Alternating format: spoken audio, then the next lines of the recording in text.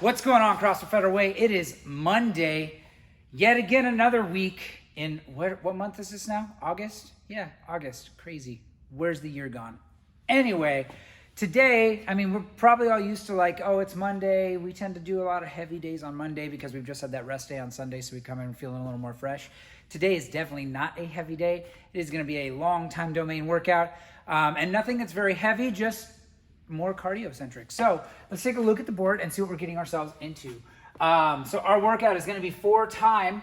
It is 75 double unders, 25 burpee box jumps. For guys, it's a 24-inch box. For gals, it is a 20-inch box. We then go out the door for a 400-meter run. We're going to come back in, and every time we're back in, we do the 75 double unders and the 25 burpees. And then I go back out for an 800-meter run. Then I come in one more time, 75 dubs, 25 burpees, and then I finish it off with a mile run. So this is going to be one of those stay steady, keep moving, try to be efficient, but don't go out like a bat out of hell and blow up first thing, and then wonder why I get to my 800-meter run and I feel like I'm dying. So with that, let's talk a little bit of our standards on the double unders and the burpee box jumps. The run is just to hit that distance. Yeah. Again, 45-minute time cap today, by the way.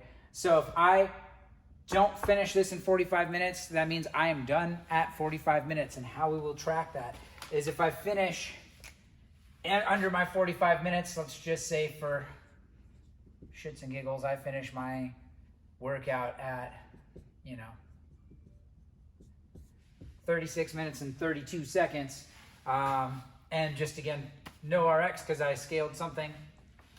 Again, just an example. If I don't finish, then I am going to do total number of reps. And what I want to try to do, if I can, is every meter counts.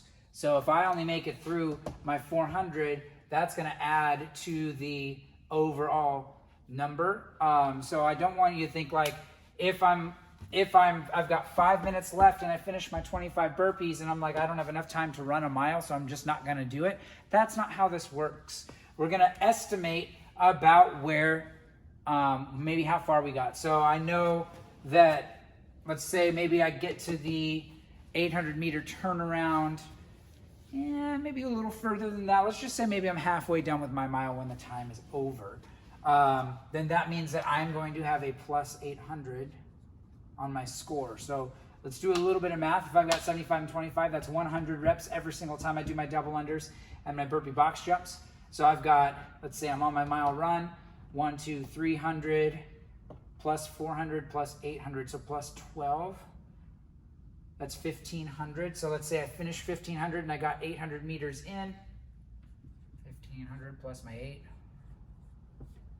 That's gonna be what? 5, that's 13. So 2,300 is gonna be my score, which sounds like a really, really big number, but obviously that's a lot of meters ran. So, and now that's just an example. We may not have the exact meters, but rough estimate, guys. If we're like, hey, I was about halfway done. Cool, let's call that 800 meters. Oh, I was 3/4 of the way there, or I was right at the corner of the building when you called time. Then, I can be like, it's roughly 30 meters from our bay door to the corner of the building, or so on and so forth. Or if you're doing this workout at home, check your time when it goes off, and you'll know your running course is there. Again, ballpark it. I was about halfway. And if you're pretty close to halfway, round up a little bit, just to make those numbers nice and even, and we can have a relative perspective of where people ended if they didn't finish before the cap. Obviously, the goal would be to try to finish before the cap, but if not, that's how we're going to score it. So, knowing that, let's go talk about our double unders and our burpee box jumps. So double unders, again, we've had this conversation a lot in these videos, but I'm going to want to make sure wrist rotation is what's going on. None of this shoulder stuff or anything else like that. So elbows are tucked into my sides. My hands are in front of my body, so that way when I'm looking straight ahead, I can still see my fingers moving in my peripheral vision. And I'm working to relax my shoulders as much as I can. Will they be 100% relaxed? Absolutely not. But if they're really engaged and locked down and I'm just rotating from my shoulder instead of my wrist, I'm going to burn up a lot faster. And we do sets of 50 on our double unders all the time, that extra 25 reps in that set of 75 can be a little bit more mentally taxing. You might feel a little bit more burn in your shoulders. You might want to stop or break things up a little bit more. It just depends. So sometimes those small additions of reps to what we normally would do as a standard set of double unders in a lot of the workouts that we program, they can just be a lot more mentally taxing.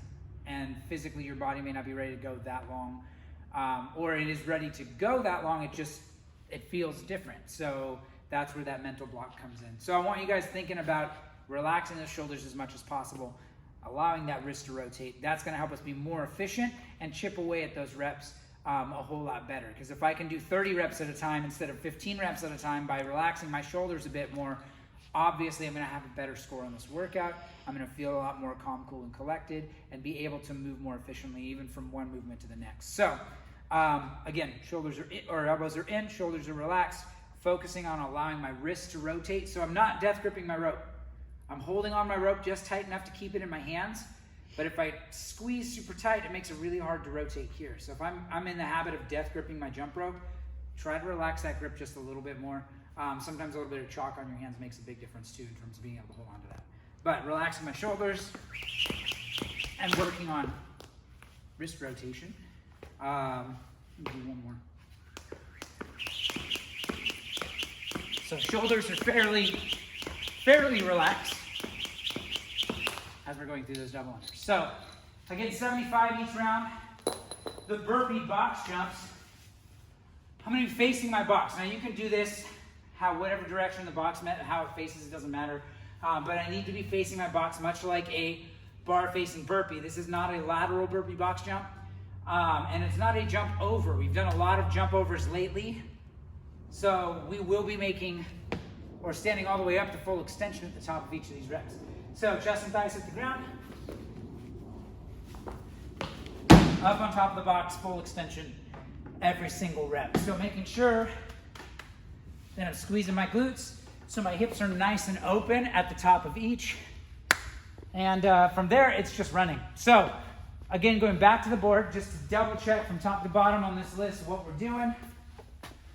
We were starting off with 75 double unders, then 25 burpee box jumps, a 400-meter run, then 75-25, 800 meters, 75-25, 1 mile, 4 times. So again, a lot of running.